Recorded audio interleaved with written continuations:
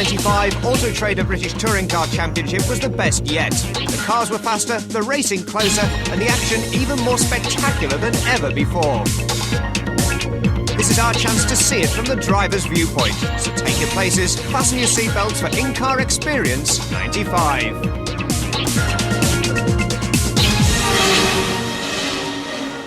He's broken our camera lens. Donington Park, and we're with Alan Menu on row 2 of the grid. Ricard Rydell makes a porridge of his start in the Volvo, letting John Clelland's Vauxhall Cavalier take the lead into Redgate Corner, with Menu in hot pursuit.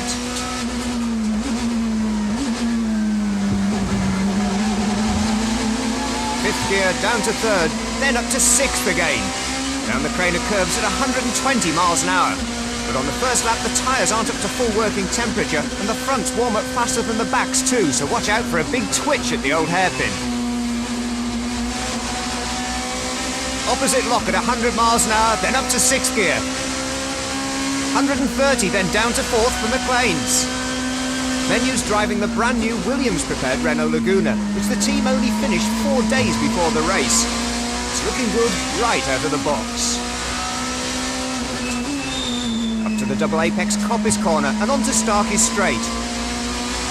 Maximum speed 150 miles an hour, and new for 1995 are additional aerodynamics, wings on the boot lids and extended front spoilers, which means that the cars are nearly 10 miles an hour faster through some of the corners.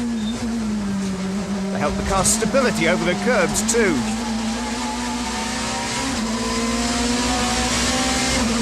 Into the Melbourne hairpin, Clelland's taking the tight defensive line, Menu stays wide.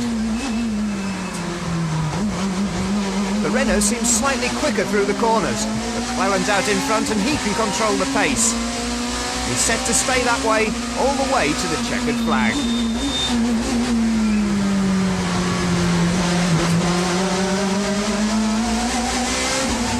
A look at Donington from a different viewpoint now. We switch to Julian Bailey's Toyota, right in the middle of the pack. Clelland and Menu are ahead, then Radicic in the Ford Mondeo, Harvey and the slow-starting Rydell in the Volvos. Down to the hairpin, but Julian Bailey's race isn't going much further.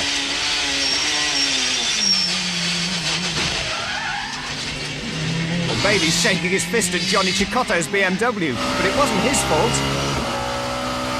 He's on Bailey's tail, but watch out for the flying Will Hoy.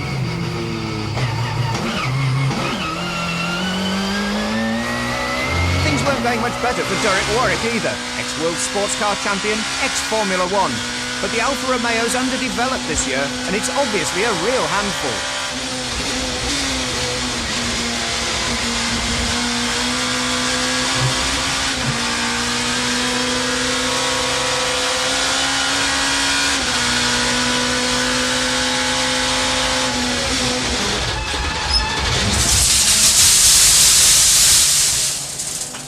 The sudden silence is broken only by the sound of Murray Walker. We're with him now, climbing up towards McLean's, doing about 125 miles an hour, down into the right-hander, and he's lost it! Into the gravel trap, into the tyre wall, he's broken our camera lens. That'll be $6 grand, please, Derek. Meanwhile, the battle goes on at the head of the field. We're riding with Tim Harvey, third in the Volvo 850, and closing fast on Menu's Renault. Up to the maximum of 8,500 RPM in the howling 5-cylinder Volvo, and past Menu up to second behind John Clelland. On now to the second of the two races at Donington. Ride again with Julian Bailey. That's Will Hoy's Renault and James Thompson, the Vauxhall Cavalier, doing battle ahead of him. The last corner of the lap, over the crest to the Goddard's hairpin. Different lines, who's going to come out first?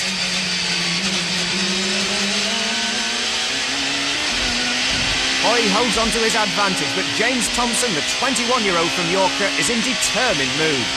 Just watch him use the curbs at Redgate Corner.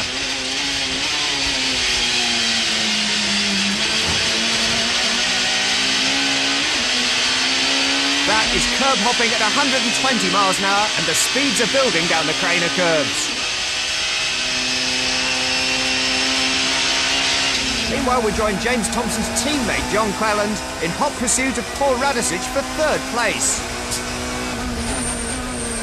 Up to the double apex right-hander, Coppice corner. Both the cars using the curbs. The speed out of this corner controls his speed down the long straight.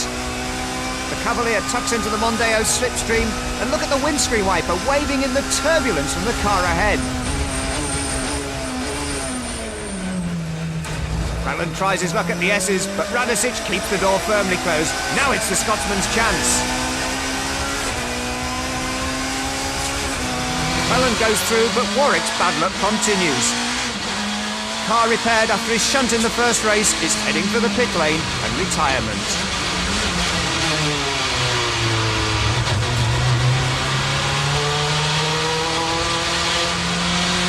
It's not been the best of debuts for Derek Warwick at Alfa Romeo.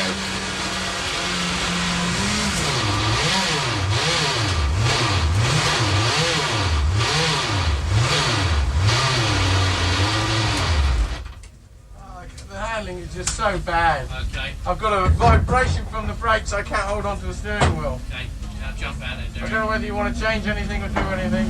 It's not worth it. It's totally not not worth worth it. It's not worth It's it. not worth it, Derek. Meanwhile, James Thompson is having an action-packed debut for the Vauxhall team. Now he's under real pressure from Julian Bailey of the Toyota Carina. Thompson, though, can stand the heat. Now he's under pressure from Tim Harvey's Volvo. Harvey tries to sell him a dummy, switches to the inside. But James Thompson is proving a master at keeping the door closed.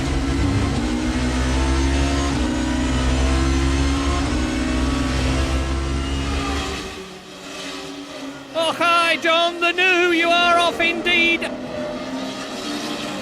Brands Hatch Indy Circuit, very different weather conditions to Donington Park. A treacherous track as Patrick Watts in the Peugeot avoids the stalled James Thompson on the line, chasing Mellon, Rydell, Harvey and Menu into Paddock Hill Bend.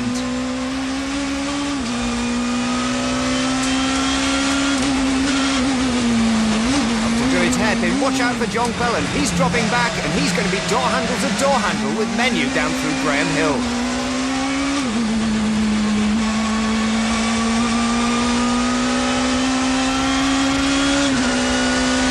In the Peugeot has had a tough season. The car hasn't performed quite as well as expected in the early races. He's in a determined mood now. Up to fourth, a brilliant move at clearways.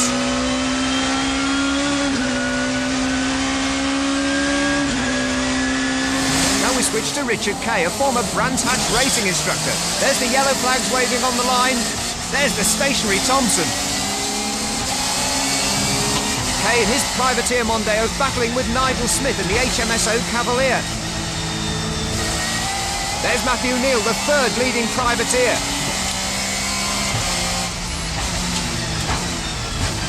But I'm sure a Brands Hatch instructor shouldn't be doing this. Sorry, Nigel.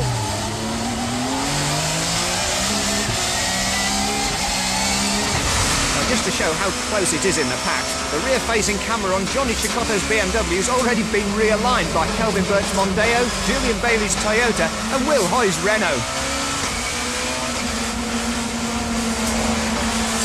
The Toyota and the Ford trade paint through Graham Hill Bend. Hoy's trying to find a way through too. It really is action-packed stuff. There's bits of bodywork flying everywhere.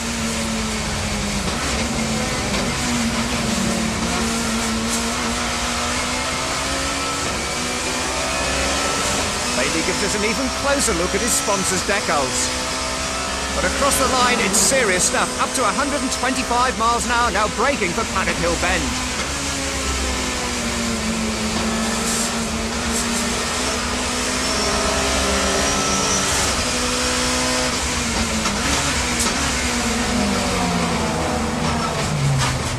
Another little adjustment to our rear-facing camera.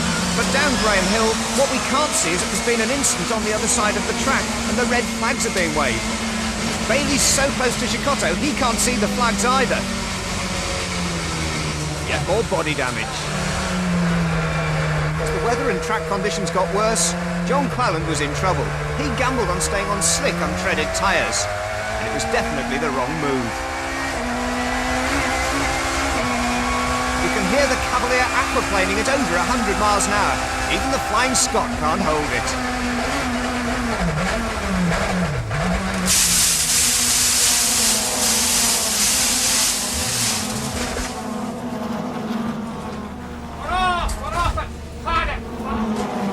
Down the straight, Sugden hits Menu's car, takes the spoiler off, up to Paddock Bend, and David Brabham in the white BMW is up into 6th position, and Cleland is off into the gravel trap. There'll be gravel everywhere in that Vauxhall. Oh, hi, John, the new, you are off indeed. Meanwhile, race leader Rickard Rydell had problems too. The Volvo's demister had packed up and strapped into the racing seat, the driver couldn't reach to wipe the windscreen himself. It meant a visit to the Volvo pits.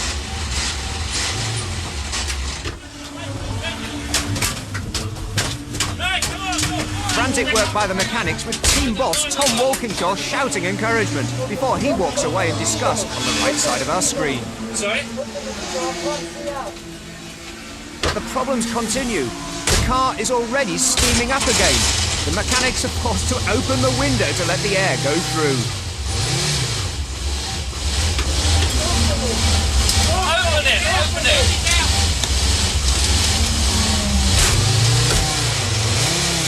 Rydell rejoins, but time lost has lost him the race.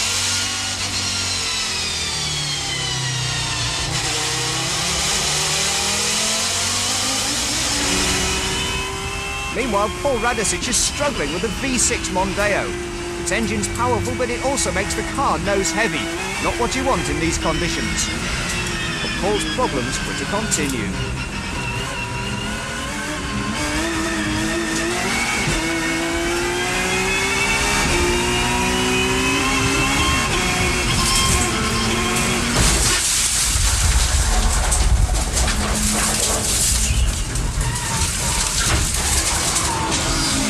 That was the spinning Patrick Watts. Let's take a look at it from the Peugeot driver's viewpoint. He's trying to get past the inside of David Brabham's BMW into clear ways. Sees the gap, tries to sneak down the inside of the pit straight. Perhaps Brabham was unsighted, he comes back across. The accident's inevitable.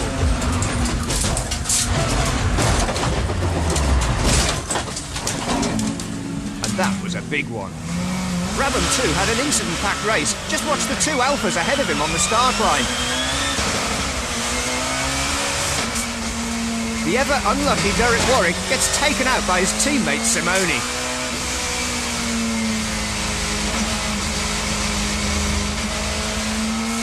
Brabham continues, but equally unlucky was John Cleland. We join him in yet another Brands Hatch gravel trap. He accelerates out of clear ways, and he's now door-to-door with Tim Harvey, who's also rejoining at the tail of the field.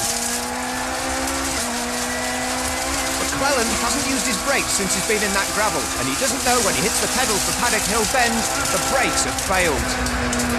Cleland is going through on the inside, he's lost it! In a big way! Into the gravel again, and off! Oh, John! Wonderful shot, just look at it! Off the start line at the fastest racetrack in Britain, riding with James Thompson in his Cavalier, with Menu, Radicic, Cleland ahead of him. Rickard Rydell's lining up on the inside. A nudge and another nudge. Then the Volvo goes through.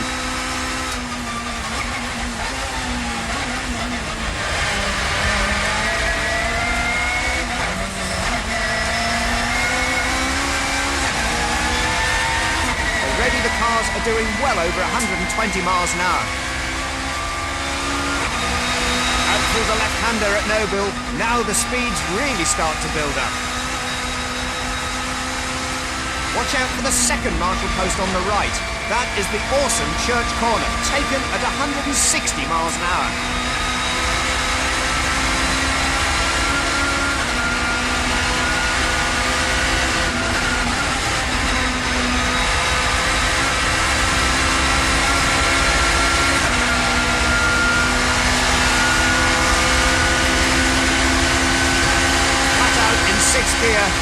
It's now the braking area for the very tight chicane. Rydell makes his move. And it all goes wrong for the Swede.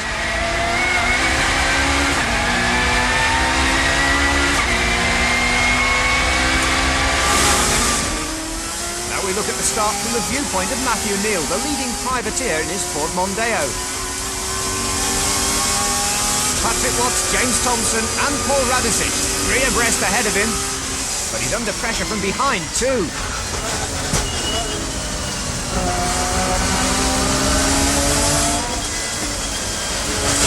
Neal gets the squeeze.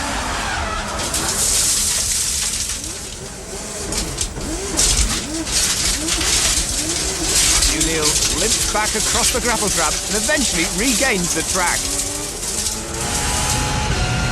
Now we take a look at that drama at the chicane from Paul Radicic's viewpoint.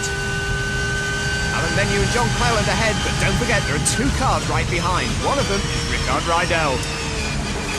There he is on the left. There he goes on the right.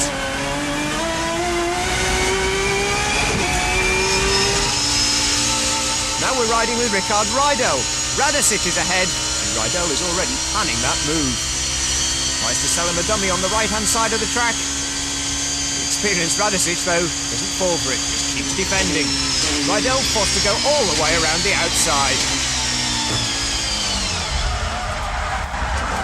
Exit the revolving Rydell.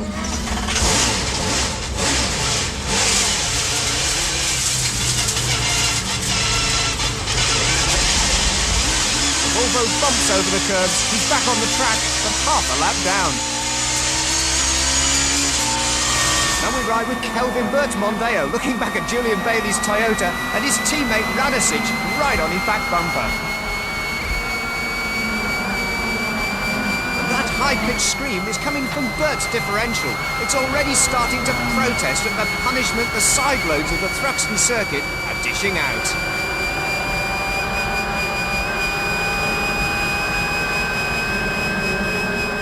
Maximum speed now. Burt's holding the tighter line into the chicane.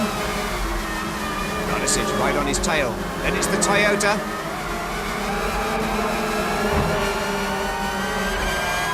Radicic gets closer and closer. Through Allards, he's literally pushing Burt into the complex.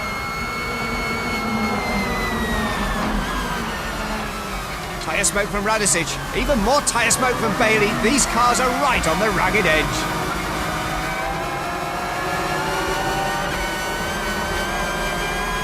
And if you think it looks spectacular from here, just wait till we take a look at the action from Tim Harvey's car. We've put the camera on the door.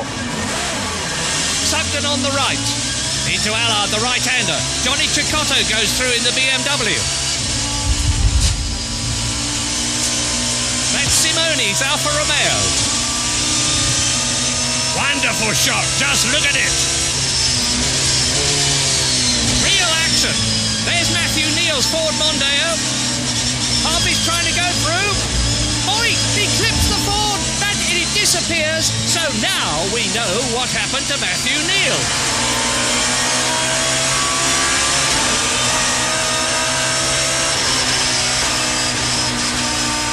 Harvey's battle with John Cleland and the BMW of David Brabham continued.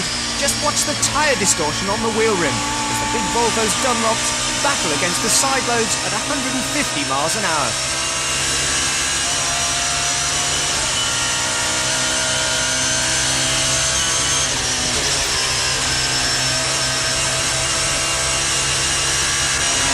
John Cleland was battling his way through the field after a slow start. Now he's caught Patrick Watts' Peugeot. Out of Allards and into the complex, the Scot is in a determined mood. Patrick Watts' counter-attack will send the Peugeot into the boonies.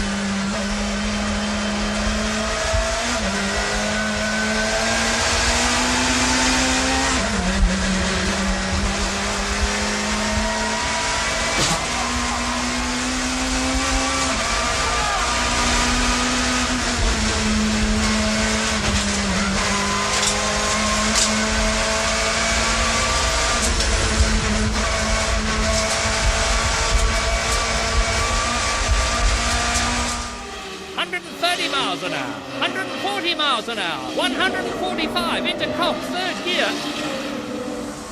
Silverstone and Kelvin Burt is at the front of the field in the Mondeo, but he lets the revs drop, and Rickard Rydell at last leads from pole position. But not for long.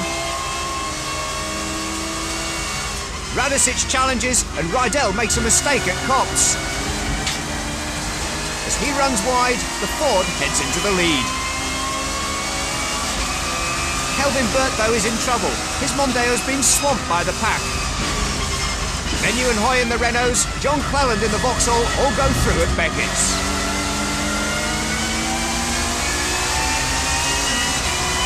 Sixth place onto the club straight. Things are set to go very wrong indeed for Kelvin Burt.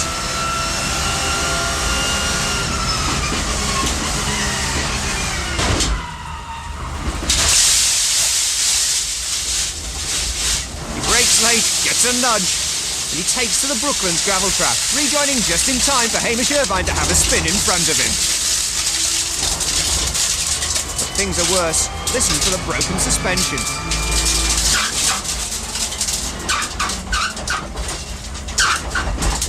Three wheels on his wagon, Burt heads for retirement.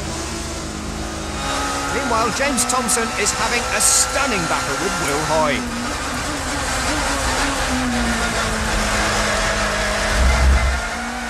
Front wheel claws for grip, out of Beckett and onto the club straight.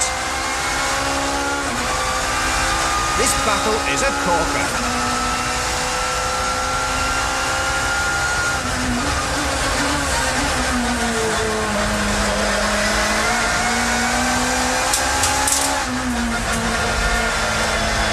We're with Thompson now, chasing Will Hoy's Renault.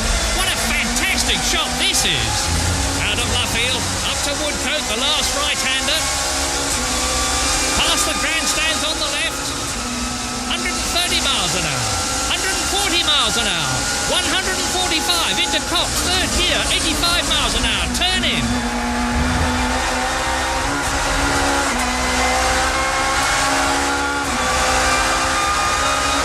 Through Cox corner now with Patrick Watts in the Peugeot.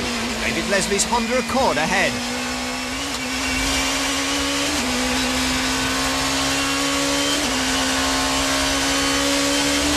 Into sixth gear, then hard down the box, down to second for Beckett through the tyre smoke.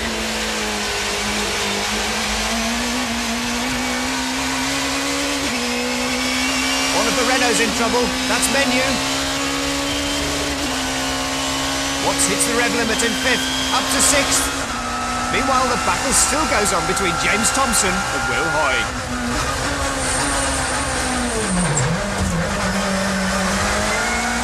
Punishment. It's time for James to call in the Cavalier Cavalry.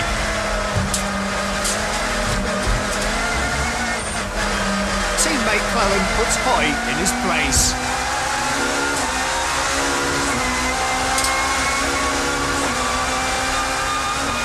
Now we look at the start of the second race. Diving down the pit wall with Patrick Watts. Julian Bailey's Toyota ahead. Into Cox.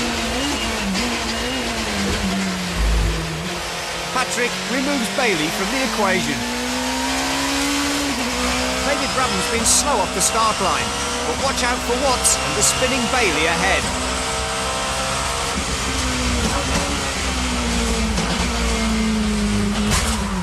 And watch out for the spinning Brabham too. He's been hit by Harrison's Peugeot. But the problems continue. As Brabham tries to rejoin, his transmission has seized solid. Now that's a particular problem on the short club circuit. The cars lap in less than a minute, so the next time the leaders come through, the stranded Brabham's still there.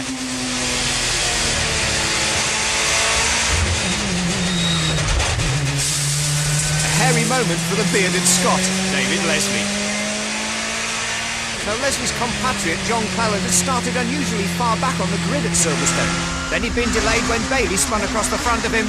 Now he's making up for lost time, with Bert's Mondeo and Sugden's Toyota ahead. Cleland is in typically fighting mood, hitting the rev limiter on the run down the club straight and lining up for an attack at Brooklands. That's both cars in one brilliant move.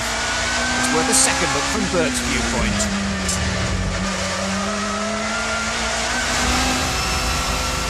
It was a case of strategy. Bert defends first one side, then Cleland sells both the drivers a dummy and shoots down the inside. Meanwhile, Bert is still fighting hard to hold Sugden behind him. He fails there too.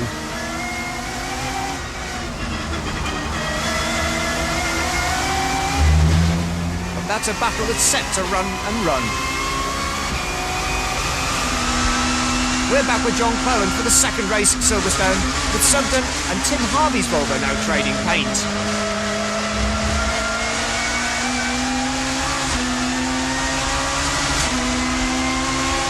The Toyota has a dented door, but it isn't stopping Julian Bailey. He's got the inside line for Brookland. Harvey is braking very late indeed.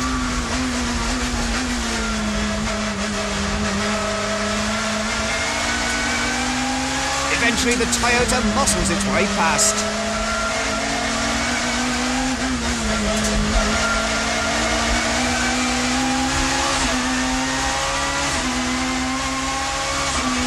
The unlucky David Brabham was back in action for race 2, battling with Derek Warwick. Both ex-Formula 1, both keen to make an impression in British touring cars, both right on the limit.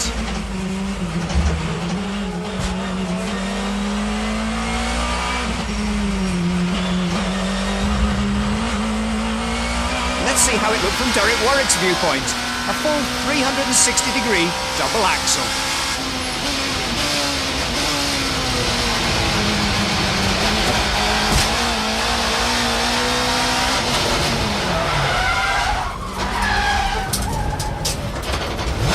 Well held, Derek.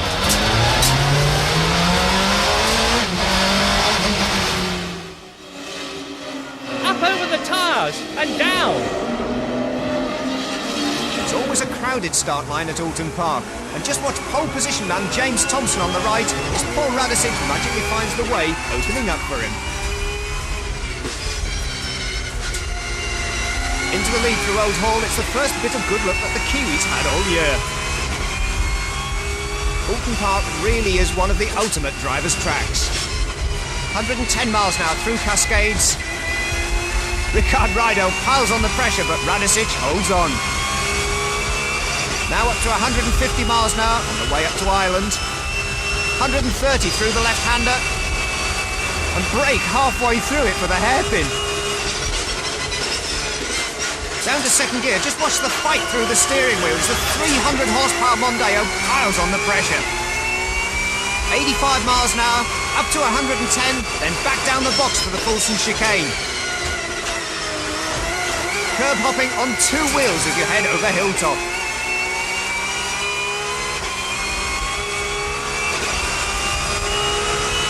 Now you see why this is seen as one of the ultimate driver's challenges. Down to the Knickerbrook chicane, grip the curbs, two wheels again. Now up to the fastest corner on the circuit, the double apex right-hander at Druids. 125 miles an hour into it.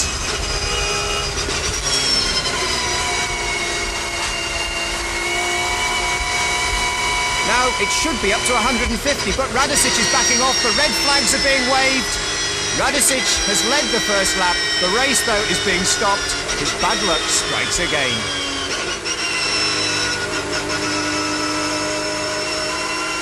Through Lodge, down Deersley, you'll have to stop on the start line and do it all again.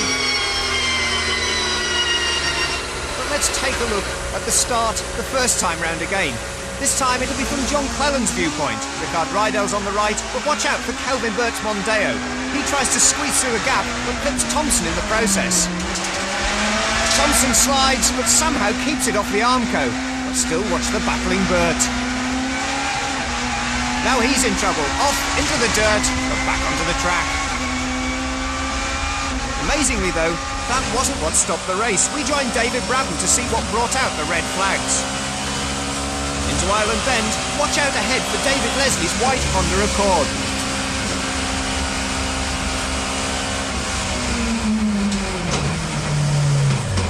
Leslie's launched backwards into the tyre wall at over 120 miles an hour. Let's see it from his viewpoint. Off the start line, Down the avenue into the left-hander at Cascades. Oh, nudge up the back there. That's from Patrick Watts in the Peugeot. Now Derek Warwick's right behind. Up to Ireland at 130 miles an hour. He starts to turn in. That's Derek Warwick's Alfa Romeo. Contact. Warwick goes off. And so does David Leslie. Up over the tyres and down. But Leslie's okay, obviously. We're with him. Patrick Watts in the Peugeot finds a demon route at the restart. Inside the white line, just inches off the Armco at over 100 miles an hour. But it takes him past Brabham, Simone's Alpha, and onto Julian Bailey's tail. Fantastic start, and he's determined to make up yet more places.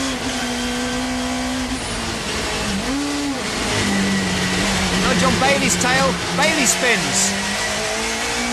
Watts continues, but he's got ground to make up now.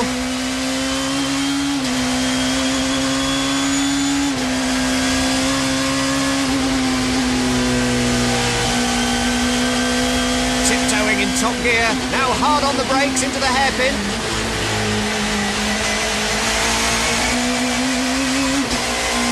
Fantastic stuff, you can see him making up ground on the cars ahead.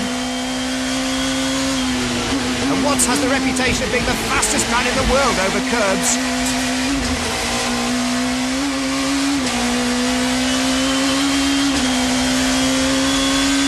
Now down to the Knickerbrook chicane. Watch the Watts style yet again, almost straight lines it.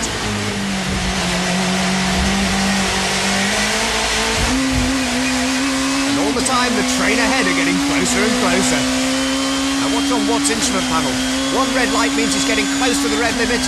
The next one means he's on it. 8,500 RPM in every gear.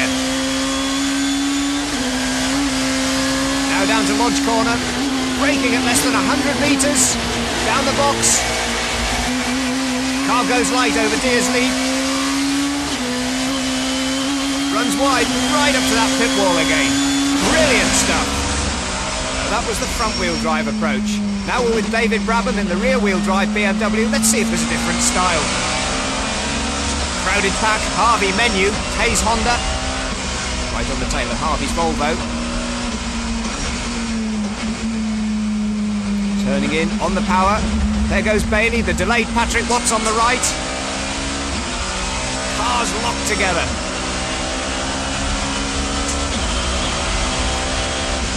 Brabham's got a nice line, inside for Ireland. Takes him up past the Alfa Romeo. Down the sequential gearbox. Watch him feed the power in now. Tail starts to slide out as the power goes down. Watch the battle ahead. Harvey in the Volvo. Cicotto, his teammate in the other BMW, through the Fulton chicane.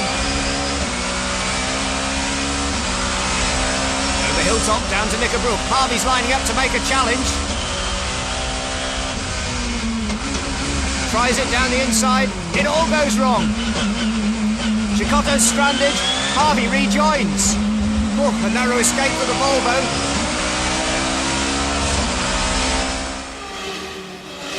They all missed him. Incredible. Back to Brands Hatch, and it's still raining. We take the start in Matt Neal's privateer Mondeo. Campeonato Simone's ahead in the Alpha. So's Derek Warwick. He makes up ground into paddock.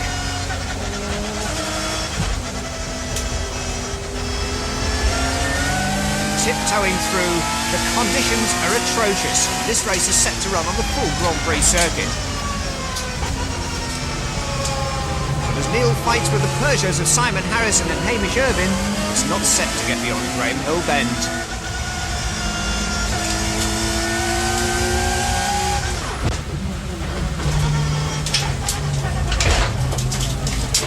Chaos ensues as cars scatter in all directions. Let's see what happened at the head of the pack.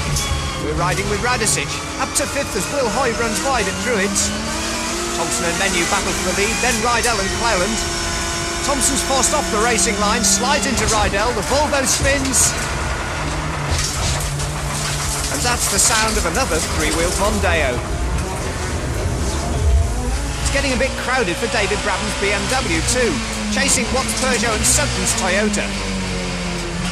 Hoy rejoins on the left.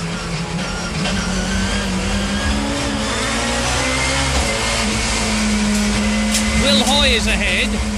In the Renault, on come the brake lights. Zonk, he hits Will Hoy, he hits Rydell, he spins, and it's a miracle that he wasn't hit again with all those cars bearing down on him. They all missed him, incredible.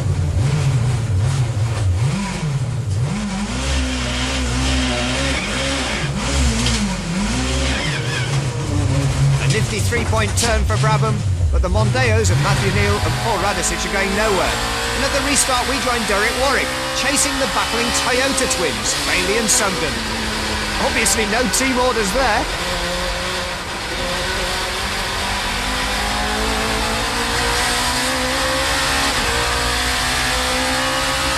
Up to 135 miles an hour, the spray is blinding down Pilgrim's Drop.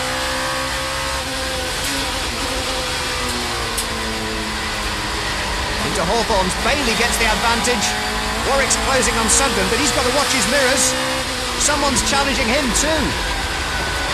It's Rickard Rydell's Volvo storming through the field, with Warwick in pursuit, flying over the curbs at Dingledale Chicane.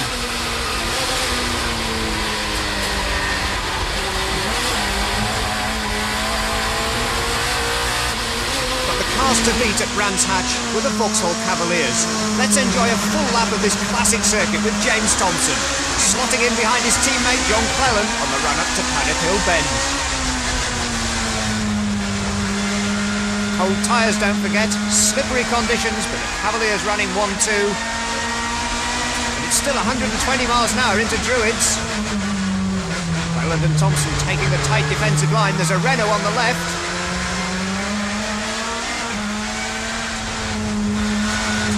Thompson moves across, takes the apex. Cleland a little bit tighter. That means the Renault must still be there. Thompson defends. Cleland takes the purer line. See it giving Cleland the advantage. Thompson though still holds on into second place. Home Surtees down Pilgrim's Drop under the bridge, 130 miles an hour. And again, Thompson turns in that little bit earlier. He's making sure that Menu has no gap to go down the inside.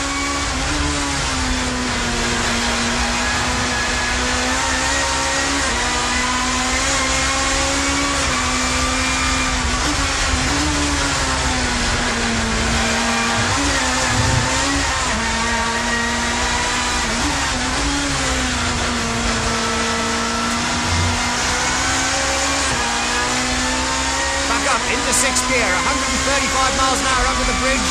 Then you're looking for the entrance to clearways, under the brakes hard. An opening lap on a wet track in less than 2 minutes. Sheer magic.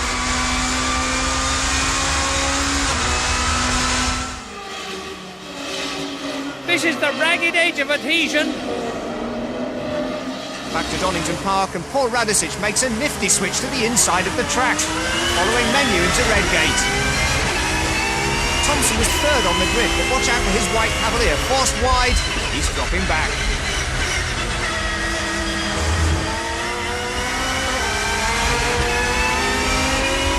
Thompson though still holds fifth ahead of Radisich.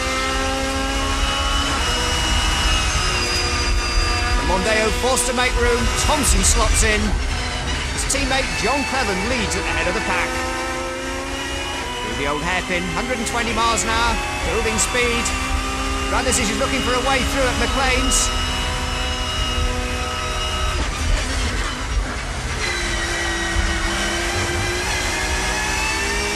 The New Zealander is in determined mood. A wave to Thompson, thanking him for not barging him. Two wheels at 130 miles an hour over the curbs at Coppice. Determined to build up his speed along the straight.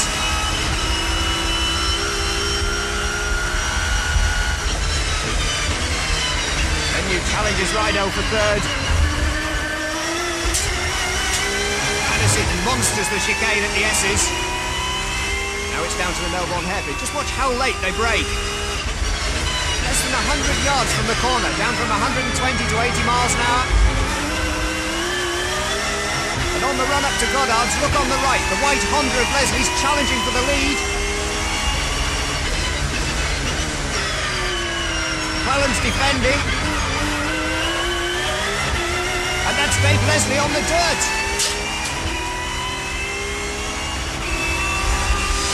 Riding now with Tim Harvey's on-car camera on the Volvo, facing Radicic, Thompson and Bailey's Toyota.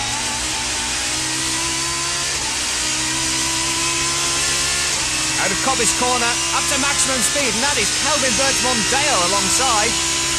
Inches apart at 150 miles an hour into the S's. And watch the sparks fly at the chicane.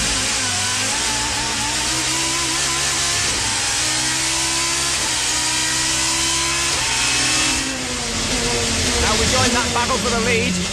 The two Scotsmen, John Clelland, the championship leader in the Vauxhall, David Leslie, his best performance yet in the Honda. This is the move, Goddard's. Neither driver wants to give way. Clelland's got the inside line.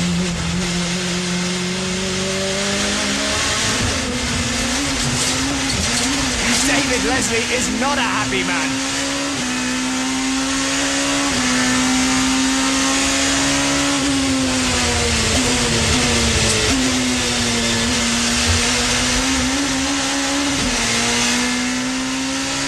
Meanwhile, Tim Harvey's howling Volvo's challenging James Thompson. Tries a move at Redgate corner, but watch out too for Kelvin Burt.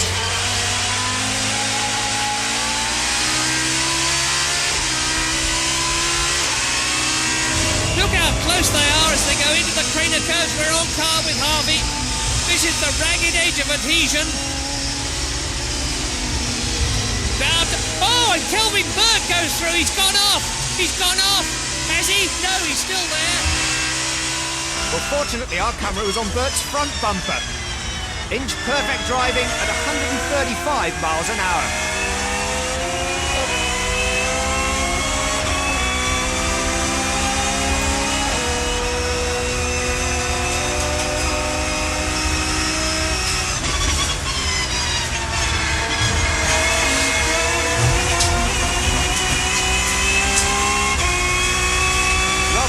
Perfect was the battle between Nigel Smith and Matthew Neal for leader of the Total Privateers Cup race.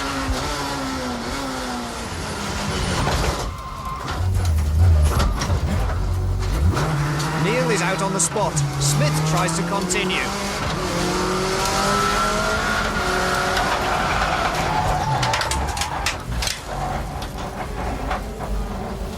But that is a badly broken Cavalier. Meanwhile, Derek Warwick was having his customary run of bad luck at Donington. Ahead of him, his teammate Giampiero Simoni gives Patrick Watts a nudge at the hairpin. Derek's perfectly placed to join the Alfa Romeo formation dancing team.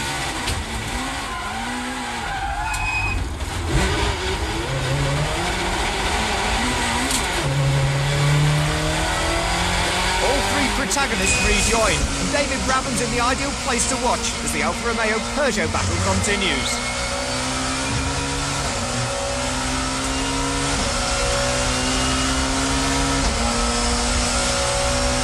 Watts forces his way past Warwick. And watch out for a superb piece of opportunism from Brabham at the McLean's corner. His dad, 3 times world champion Sir Jack Brabham, will be proud.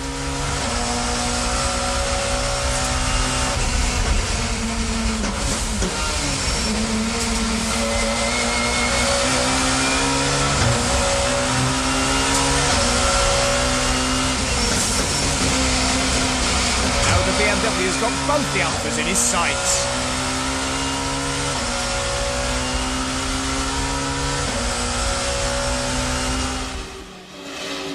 And look at the visibility. Silverstone and the race supporting the British Grand Prix, the one everyone wants to win. Hoy's Renault and Rydell's Volvo are ahead, but the weather conditions are getting worse and worse.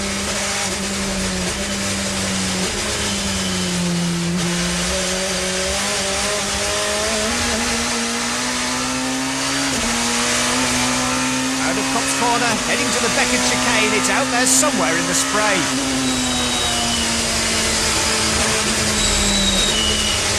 Right and left. Then right, then left again through Chapel Curve and onto the awesome Hanger Straight. This is where at the dry, Damon Hills-Williams would have been doing over 190 miles an hour. And even in the wet, these cars are still approaching 160.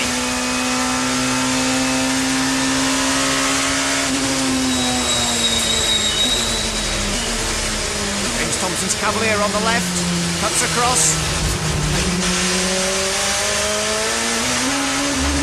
Stowe corner, down into the Vale. Now the tight left and right at Club.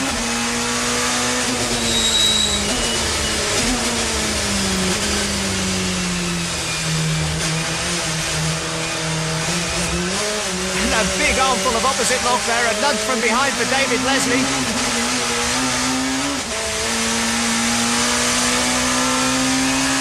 Out of Club to the new chicane at Abbey. Leslie watches his mirrors.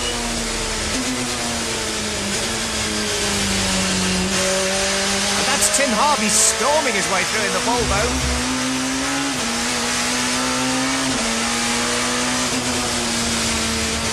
Just a lift on the power through bridge. Now it's into Priory.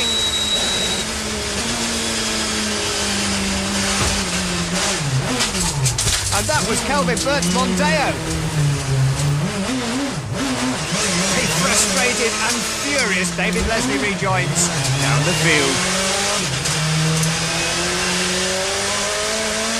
Through Brooklands into Luffield. Now the Scots got even more spray to contend with.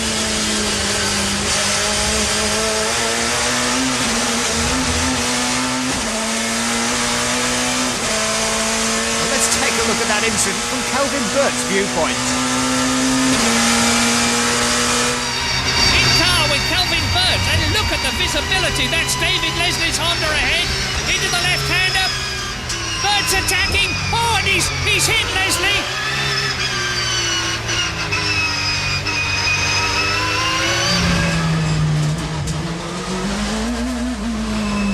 In car with Alumenu now. And look at the windscreen, he's coming into the pits, hardly surprising. He can see nothing.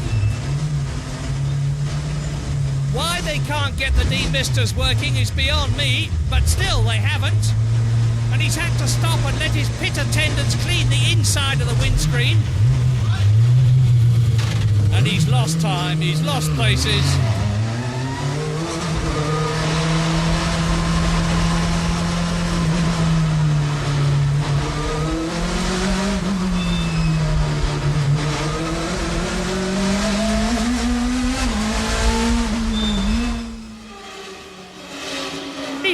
He's off!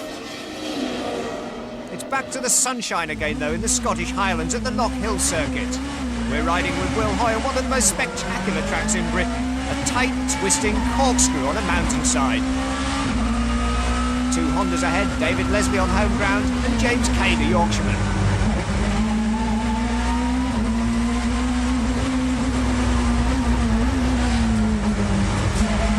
Through Duffus Dip, down into McIntyre's. Now up to the chicane. The quick line there is the straight line, straight over the curbs. 120 miles an hour into Clark Curve. You go light over the curbs there, fly across the track. Now it's the short straight into the hairpin, very tight indeed.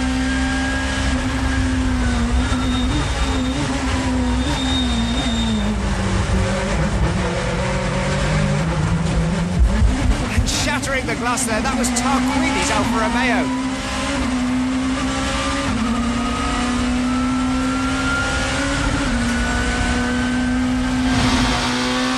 Riding now with Derek Warwick in the Alfa Romeo. Got Sutton's Toyota, Harrison's Peugeot ahead. Harrison gets it loose, he's losing ground. Down to the hairpin. Warwick nudges Harrison. Oh, and Harrison's off, takes Warwick with him. and Nigel Smith and Richard Kay. Simon Harrison's not going to be on many Christmas card lists. The rest rejoin. But Derek Warwick's got problems with the Alfa Romeo yet again. His bad luck continues.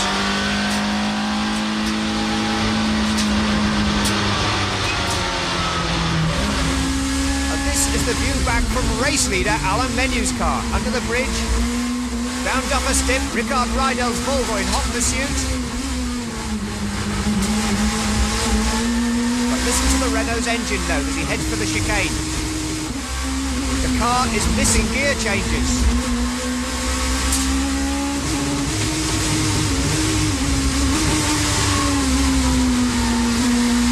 As Menu fights with the gearbox, Rydell closes in.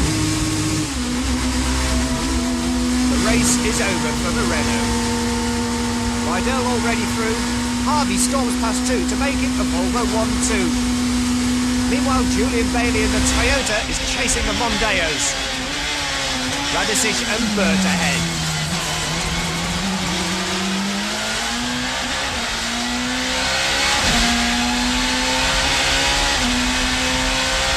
Up over the brow, the steering goes light across the start line. Hard onto the brakes now, into Duffer Stip. And the cold air pipe blowing fresh air to Bailey's helmet is defying gravity as the car pulls G one way, then the other. Watch out again for the aerodynamic line, the chicane. Fly over one curve, then the next, and it brings you right within firing range of a Mondeo.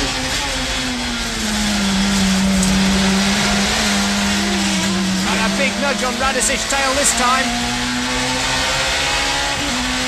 Cecotto goes straight through, and that's a very frayed Mondeo bumper. And that's local hero John Cleland on the right.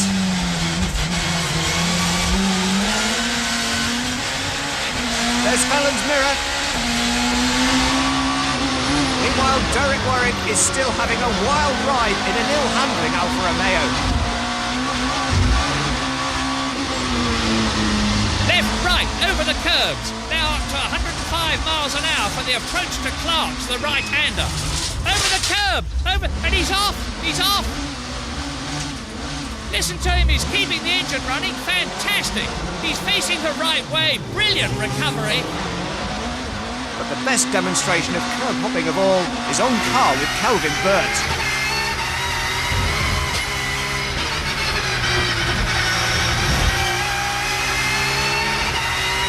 That's where Warwick spun. Through Clark curve. Now flat out to the hairpin.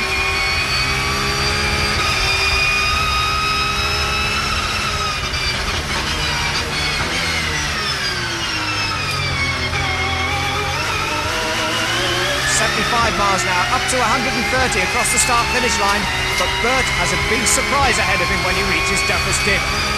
No brakes.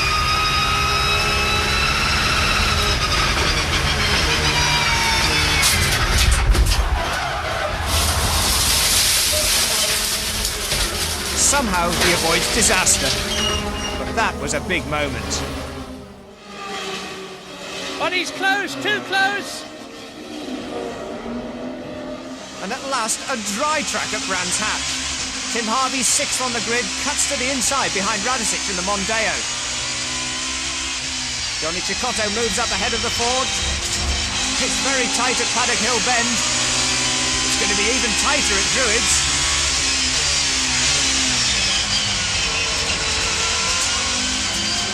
Harvey takes the wide line out, tries to get down the inside at Graham Hill Bend.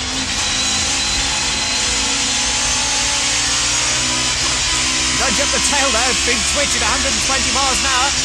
This is the Indy circuit, so it's left at Surtees, then the right-hander at McLaren's. Down the box. Hard back on the power now, through clear ways, onto the start-finish straight. Closing on the BMW into Paddock Hill Bend. Harvey looks wide, now he's stolen the dummy, gone down the inside. Cecotto though keeps the door closed in the BMW.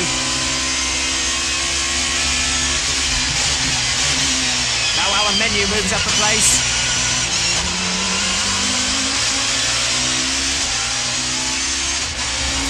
Riding now with Menu, right on Johnny Cicotto's tail. Heading up to Paddock Hill Bend. 135 miles an hour. Brake at 110 metres. Menu tries the move on Cicotto too. Trades paint, but Cicotto again holds it. Now we're riding on the Ford Mondeo, Calvin Bird. Hot pursuit of David Leslie's Honda Accord.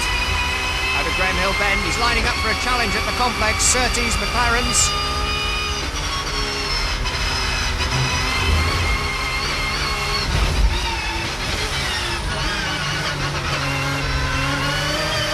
Leslie holds on, but Burt goes through. Now we're riding with Will Hoy off the start line, between Cleland and Rydell, into Paddock Hill Bend. Cleland cuts across, holds the lead, Rydell right on his tail. Hoy trying to go all the way round the outside. Into Druids, now listen to Hoy's exhaust note. Hoy, very clever, changes up early. It saves him a gear change on the downhill run through Graham Hill Bend. It's enough to give him the lead.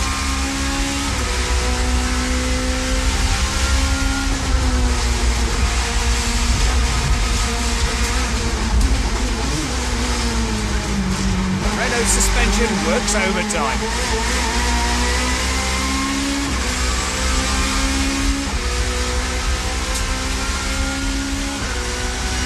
Across the line with race leader Hoy, and we start the opening lap with Paul Radicic in the Mondeo. Brabham, Cicotto, Watts ahead.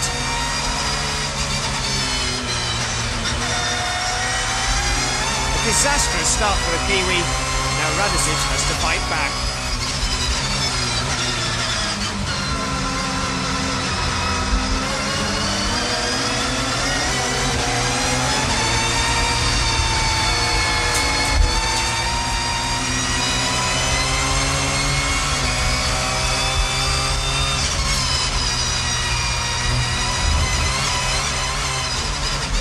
Now we move on to the second race, riding with John Cleland, fighting for the lead.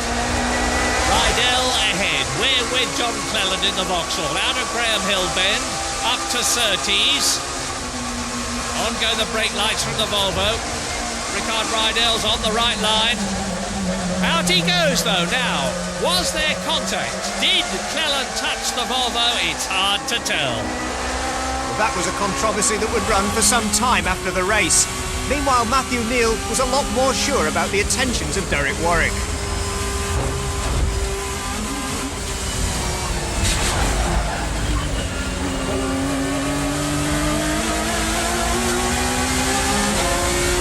Obviously, Matthew was reminding Derek he was first in the Total Privateers Cup. But Paul Radicic was continuing to struggle with tyre wear and a lot more in his troubled Mondeo. A terrific battle for the places, and Paul Radicic is dropping back all the time. Sugden passes him. Warwick is trying to, but he just failed. Down to Graham Hill Bend. We're with Paul Radicic now. Lining up for Surtees, the left-hander. Derek Warwick goes through, but he's close, too close. Radicic clips him. Warwick slides off.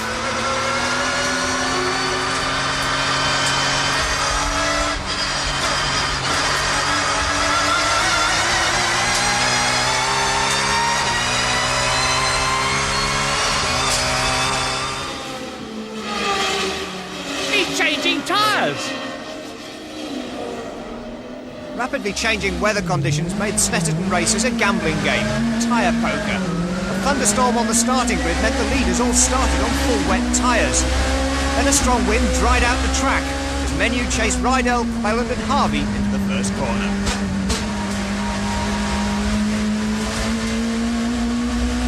Through the richest corner, back through the wet patches, then to the right-hander at Sear. Before the long Revet Straight. The longest and fastest straight on any racetrack in Britain.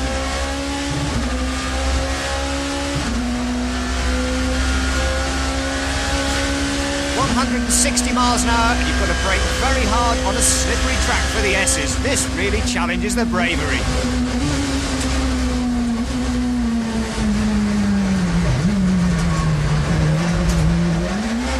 side for menu, holds it all together. Through the bomb hole, past the grandstand. Now the awesome Coram curve, 120 miles an hour on a slippery track, and you tiptoe on the power. And watch Harvey Head get it all wrong at the Russell chicane.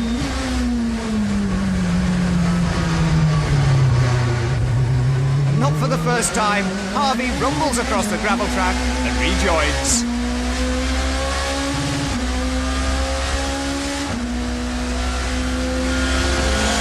Sear corner now with Patrick Watts, chasing David Brabham in the rear-wheel drive BMW.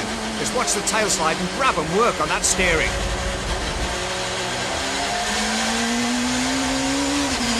Ahead of him, Mike Briggs flies onto the straight in the Cavalier. But Watts is wheel-to-wheel with a BMW at 155 miles an hour. It's going to be the last of the late breakers at the S's.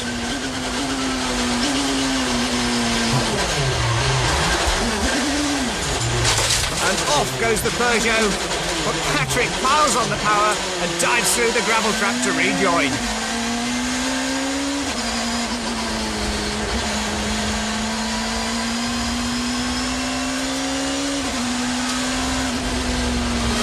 But now at the bomb hole we're riding with Johnny Cicotto, and he's struggling on worn-out wet tyres.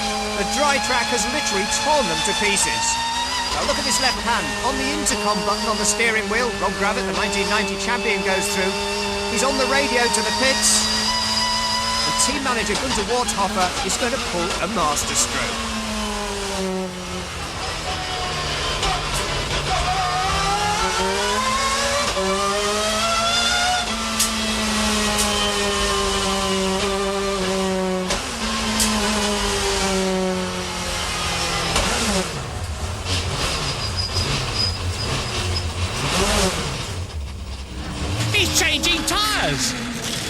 He's changing to slicks.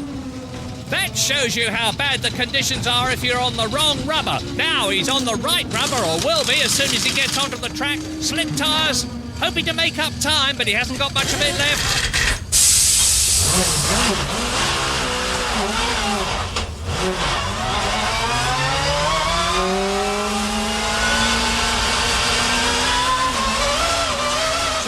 Controls the wheel spin on his cold tyres, but he's now got slick tyres that will take him back through the field. Meanwhile, Patrick Watts is right on the tail of a furious battle between David Leslie's Honda Accord and the South African Mike Briggs in the Vauxhall Cavalier. Honda, Peugeot, and Leslie's coming up, and he looks as though he's getting past Mike Briggs. But they'll turn in here. This is it. Briggs has got the second place. Leslie's third. Watts is going to go through, take both of them. But Leslie hits Briggs. Off goes the Vauxhall. And he's kept it going. Fabulous, but he's losing places. Now we start race 2 with Rob Gravitt. A narrow escape, he misses the stalled James Kay, but then he's hit.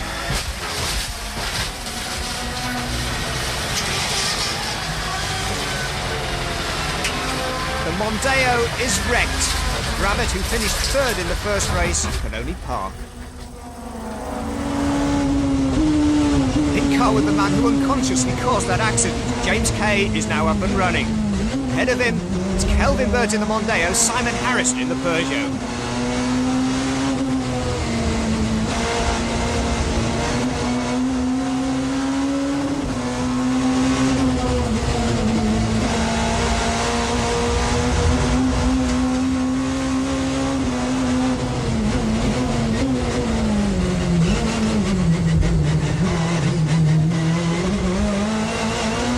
By Burt, and that's a chance for Kay to get past Harrison.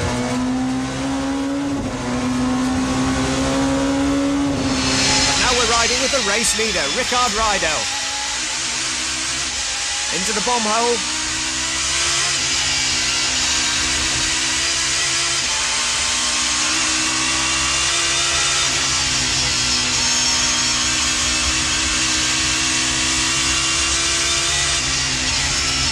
Track ahead, but also a big surprise. Both for Rickard Rydell and for the marshals at Rich's Corner, who's going to arrive there with no brakes.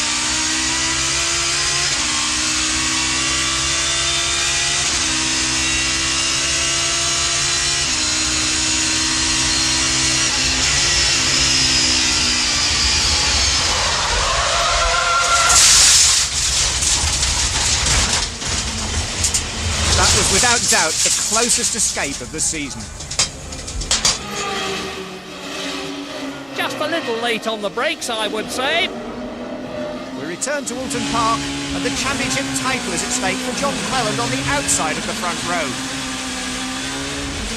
Riding with Julian Bailey into Old Hall Corner for the first time, and Cleland takes the race lead, with the Renaults of Hoy and Menu battling for second and third.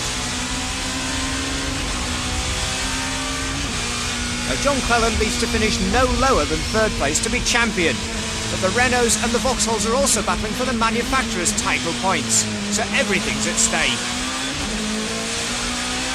Julian Bailey's Toyota, a new right-hand drive car with a brand new roll cage. It's performing better than ever on the short Foster's Indy circuit. No long loop out by the lake, it's straight round to Knickerbrook, then up to the Druids Corner.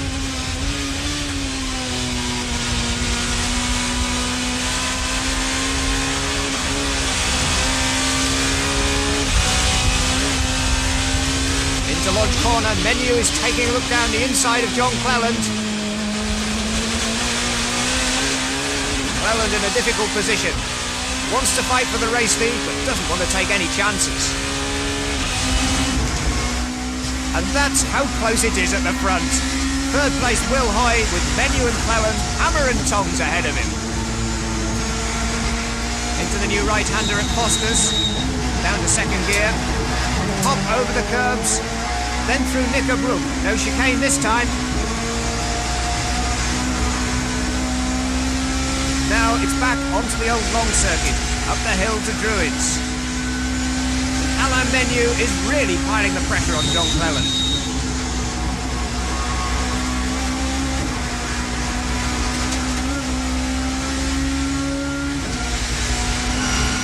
Meanwhile, Paul Radicic is risking everything in his pursuit of teammate Kelvin Burt.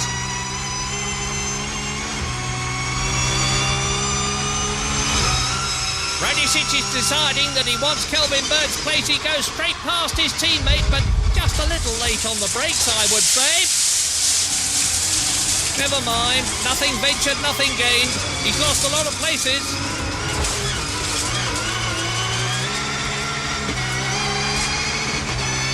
We go back to the start line now with Tim Harvey in the Volvo. David Leslie's Honda and the reigning champion Tarquini's Alfa Romeo are ahead.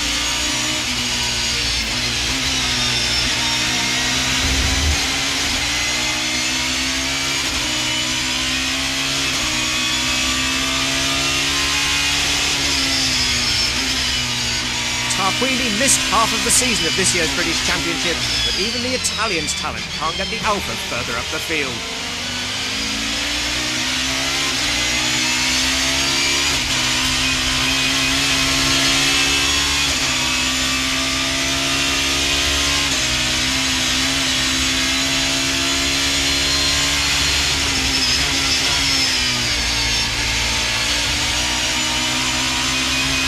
But it doesn't matter where you are in the field. The challenges of Alton Park are just as spectacular. And for the closing stages of the race, we join Matthew Neal in his Ford Mondeo, heading for the checkered flag and the championship title in the Total Cup for privateer teams. The Midlander is a very happy man. There's still another race left at Alton Park, and we pick up the start with Matthew Neal in the middle of the three red cars ahead of us, riding with Richard Rydell from the tail of the grid in his Volvo after qualifying problems. That's Tim Sugden spinning off and damage to Tarquini's Alfa Romeo. Matthew Neal doing very well to stay out of trouble. Paul Radicic in the Works Mondeos behind him, and look at that tyre smoke.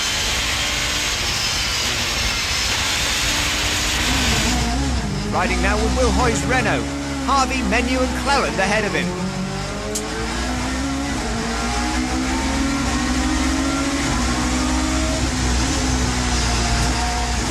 Into Old Hall, heavy contact, and a big moment across the curbs.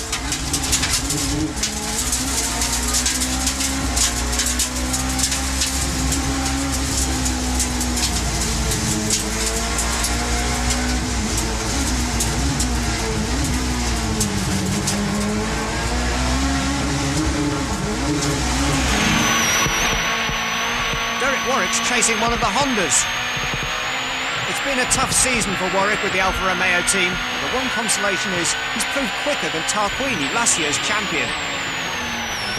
Into launch corner, closing in on the Honda and Peugeot ahead. Over Dearsley, runs wide, right down by the pit wall. Into Old Hall.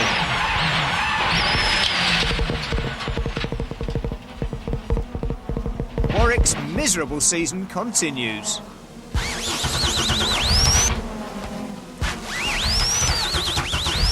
In contrast, though, it's a moment of triumph for John Cleland.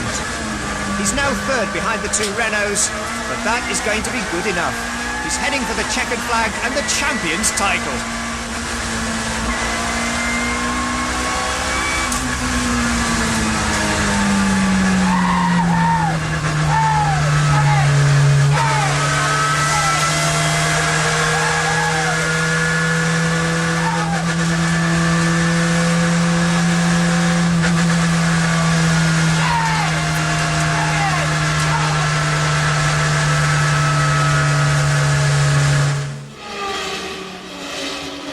What a recovery! Brilliant! We start the final meeting of the season at Silverstone, riding with James Kay and his Honda Accord. But watch out at Copse Corner for the revolving Paul Radicic.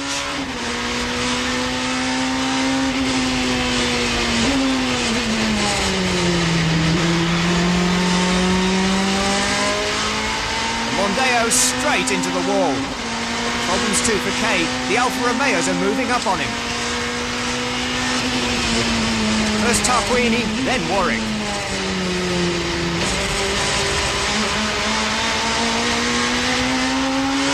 The short national circuit. Out of Beckett's, down the club straight. Now the left-hander at Brooklands. Kay takes a defensive left-hand line. Ahead of him, Mike Briggs has a hairy moment in the Cavalier.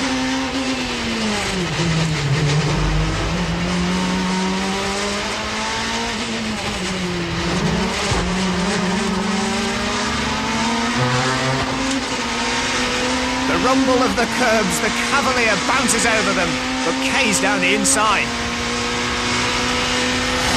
Now we ride with Nigel Smith, as life gets a little frantic for Matthew Neal, Johnny Cicotto and Charlie Cox. First it's Neil's turn at Woodcut.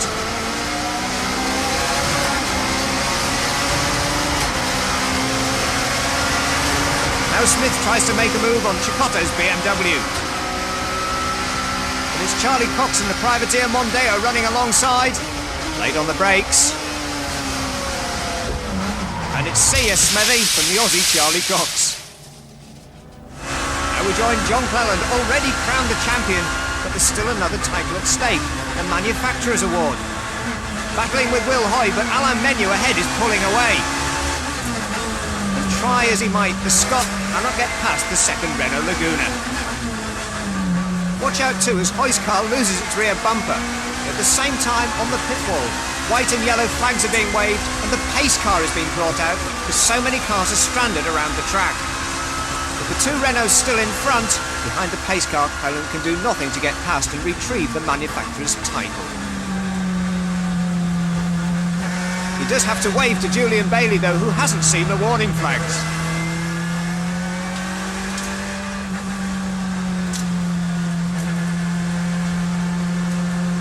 The cars hold station, but once the battle's resumed, the big fight was between Gabriele Tarquini in the Alfa Romeo and Tim Harvey in the Volvo. Tarquini challenges on the run-up to Beckett's.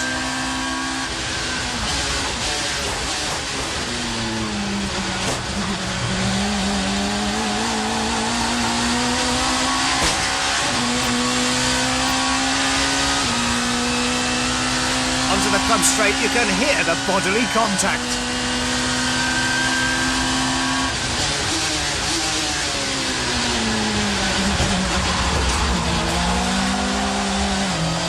Well held, Gabriele. Now Warwick takes up the chase.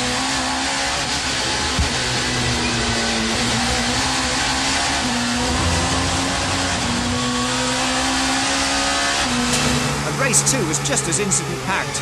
This time, it's Kelvin Burt taking exactly the same line through the first corner as his teammate Radisic in race 1.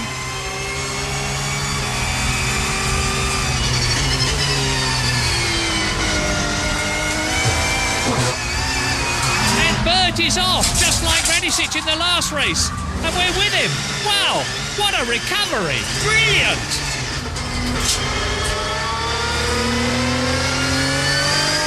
Kelvin Burt keeps it off the Armco, something his teammate couldn't do. He rejoins at the tail of the field as we join the Renault of Alan Menu, chasing the Honda of David Leslie. Lining up for a challenge between Brooklands and Luffield.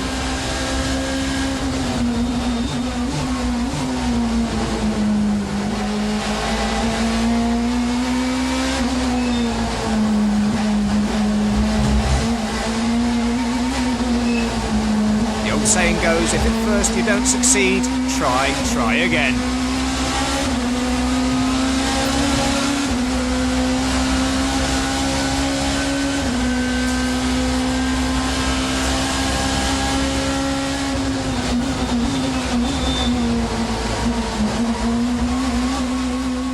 But we go back to the start of the race now for a first in the British Touring Car Championship. David Leslie in the Honda was actually wearing a camera on his crash helmet. This is the real driver's eye view. Row 2 of the grid. Menu and Hoy ahead. Leslie looks for the inside line. Comes into 3rd place. Flies across the curbs. Out of pops, a chance to quickly check the mirrors, see who's behind. Now it's setting up the run down into Beckett's. Going in wide, confident no one's going to go down his inside.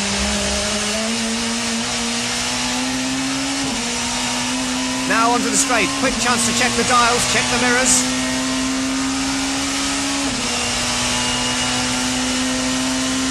Now concentrating on getting that braking point just right for Brooklands. Honda's running perfectly, right on the tail of the Renaults, into the double apex right-hander. There's the first apex at Luffield. Here's the second apex. Up onto the curbs. Flat out to Woodcote corner. Check the dials. 130 miles an hour. This is fantastic. More than ever before, you are in the driving seat.